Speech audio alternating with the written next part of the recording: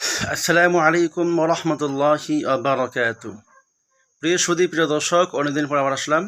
আজকে ইনশাআল্লাহ আলোচনা করব আজকের এই রাত্রের মধ্যে আল্লাহ সুবহানাহু ওয়া তাআলা সমস্ত মানুষকে মাফ করে দিবেন, তবে দুই শ্রেণীর লোক ব্যতীত আল্লাহ তাআলা আজকে সকলকে মাফ করে দিবেন।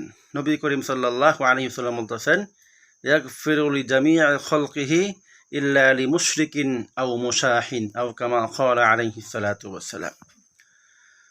অর্থাৎ এক শ্রেণীর লোক হচ্ছে যারা তাদের অন্তরের মধ্যে, তাদের মনের মধ্যে শিরিক লালন করে, ধারণ করে আল্লাহ তাআলা ওই শিরিক যুক্ত ব্যক্তিকে আজকের এই রাত্রির মধ্যে ক্ষমা করবেন না। সুতরাং যাদের মধ্যে শিরিক রয়েছে, যাদের মধ্যে বিভিন্ন মাজার যারা পূজারী যারা রয়েছে, বা কোনো ব্যক্তি যারা পূজারী যারা করে মনে করে তার সব সমাধান ওই ব্যক্তির মাধ্যমেই হয়, তাহলে তার ইবাদতকে আল্লাহ তাআলা গ্রহণ করবেন না, কবুল করবেন না।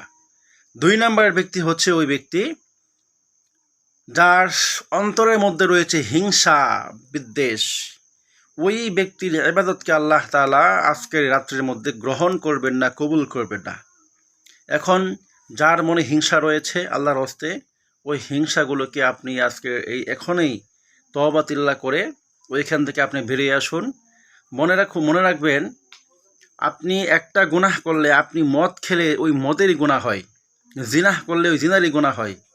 কিন্তু যে সমস্ত ব্যক্তির মধ্যে হিংসা রয়েছে, ওদের আমলগুলো, ওদের ভালো নেক কাজগুলো, নেক আমলগুলো ওই যে সিগারেট যেরকমভাবে পরে শেষ হয়ে যায়, সেরকমভাবে যেই ব্যক্তির অন্তরের মধ্যে হিংসা রয়েছে, বিদ্বেষ রয়েছে, ওই ব্যক্তির নেক আমলগুলো সিগারেটের মতো করে পুড়ে তার এত কষ্ট করে রোজা রাখা, তার এত কষ্ট করে নামাজ পড়া, তার এত কষ্ট করে দান শ্রদ্ধা করা, এই সমস্ত আমলগুলো ওই সিগারেটের মতো করে আস্তে আস্তে পুড়ে সমস্ত নেক আমলগুলো ধ্বংস হয়ে যায়, নষ্ট হয়ে যায়।